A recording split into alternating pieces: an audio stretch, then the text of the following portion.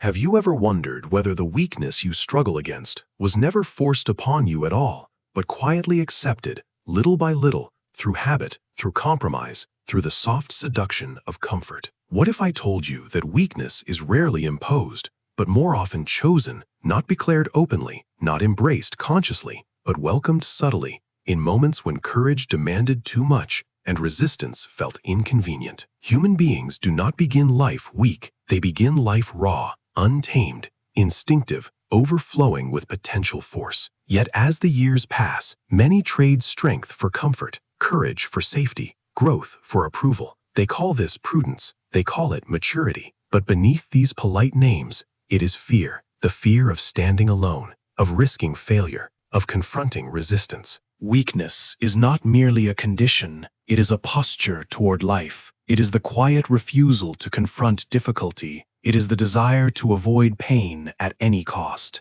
It is the habit of blaming circumstance rather than transforming oneself. And modern society, subtle as it is, often rewards this posture. It praises humility when it is submission. It praises kindness when it is compliance. It praises equality when it conceals resentment toward those who rise higher. Observe carefully what happens when someone stands tall, speaks boldly, creates without apology. Sometimes there is admiration, but just as often there is hostility, for strength exposes weakness, and weakness resents exposure. There exists in humanity a subtle impulse, the desire to pull down what stands above, to criticize what dares, to diminish what shines. This impulse disguises itself as morality. It calls itself fairness. It claims to defend the vulnerable. Yet beneath it often lies resentment, resentment towards strength. Instead of cultivating power within themselves,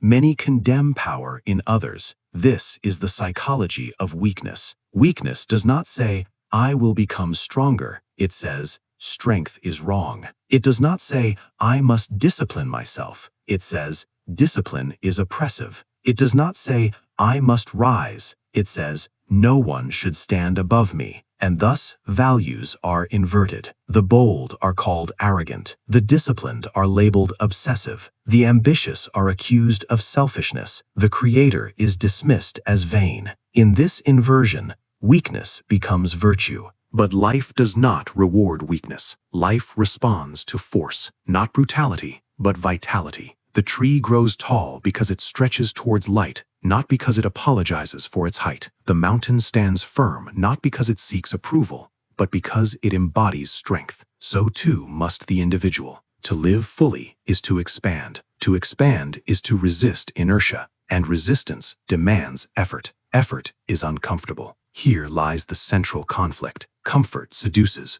but strength demands discomfort. Weakness is the continual choice of comfort over growth. It is the repeated avoidance of resistance. It is the refusal to confront one's own limitations. Many blame society, others blame fate, some blame their past, but rarely does one pause and ask, where have I surrendered my own power? Every time you silence your ambition to avoid criticism, you choose weakness. Every time you avoid risk to preserve security, you choose weakness. Every time you refuse to discipline your impulses, you choose weakness. This is not cruelty, it is clarity. Life is not designed to protect you, it is designed to test you. And testing reveals what you are willing to become. The strongest individuals are not those who never feel fear, they are those who act despite it. They do not wait for perfect conditions, they create themselves through resistance. They understand that discomfort is not an enemy, but a forge. Steel strengthens in fire,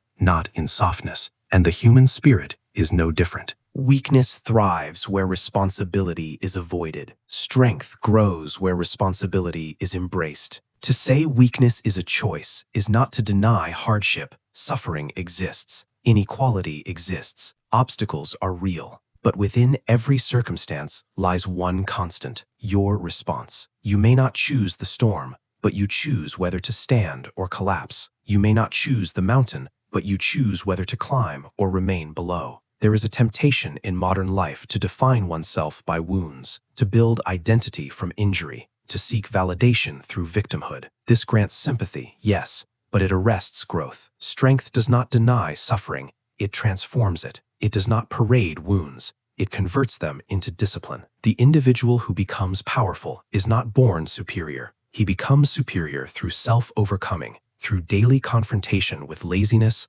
fear, doubt, resentment. The brutal truth is that most weakness persists because it is easier. It is easier to complain than to build, easier to criticize than to create, easier to remain average than to risk failure. But ease is not life. Life is tension. Life is striving. Life is the will to expand beyond present limits. When you deny this striving, you shrink, and shrinking feels safe at first. But safety soon becomes suffocation. The spirit decays in comfort. To become strong requires a decision. I will not remain small. And this decision is not made once, it is made repeatedly. In the morning when discipline calls, in the evening when fatigue tempts surrender, in conversation when truth risks conflict, in solitude when excuses whisper. Each moment presents a fork in the path, weakness or growth, resentment or responsibility, comfort or expansion. The tragedy is not that humans are weak. The tragedy is that they defend their weakness as virtue.